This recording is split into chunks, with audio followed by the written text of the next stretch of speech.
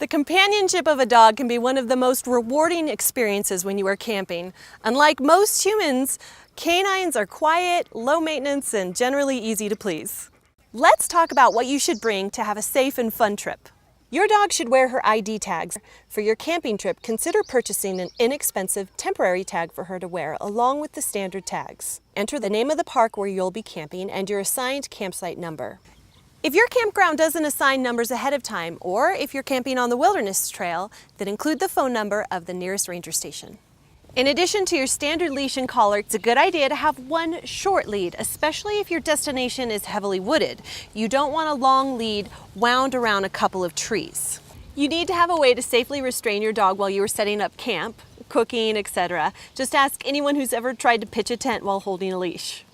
A friendly dog, like Alma, might visit the neighbors, and that could be a disaster. If she steals something tasty from a nearby table, you might get an earful. Bring a tether, or if your dog routinely sleeps in a crate, bring it along to safely restrain your dog. Laying on the ground risks exposure as body heat is quickly absorbed into the earth.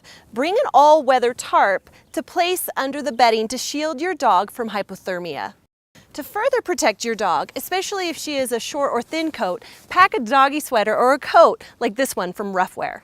Depending on the terrain, or if your dog has weak foot pads, booties are a good solution for paw protection. Don't forget to do a few trial runs with the booties before you leave, because wearing shoes for the first time takes some getting used to. Don't wing it when it comes to having enough food and water. You cannot trust the safety of streams, rivers, and lakes as a source of hydration for you or your dog.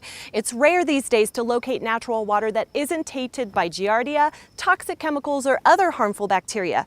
If you insist on using water from a natural source, bring giardia tablets and a tiny bottle of bleach, because you only need a couple of drops per gallon to purify the water. When it comes to food, pack 2 extra days of dog food beyond your planned stay and preserve the food in a sturdy waterproof container or bag. If your campsite features a bear box, which is a storage container high off the ground, often on a pole, please use it. And don't forget food and water bowls. Your idea of camping may go no further than moving from your tent to a seat around the fire, but your dog is probably going to want more exploration than that. Be good to your dog and yourself and take advantage of hiking and exploring the area around you. Just don't forget your canine first aid kit. If you're going to be in the great outdoors with your dog, please always remember to keep that kit handy. You never know when you may need it. If your dog is fearful under the stars, a favorite toy from home might provide a measure of comfort.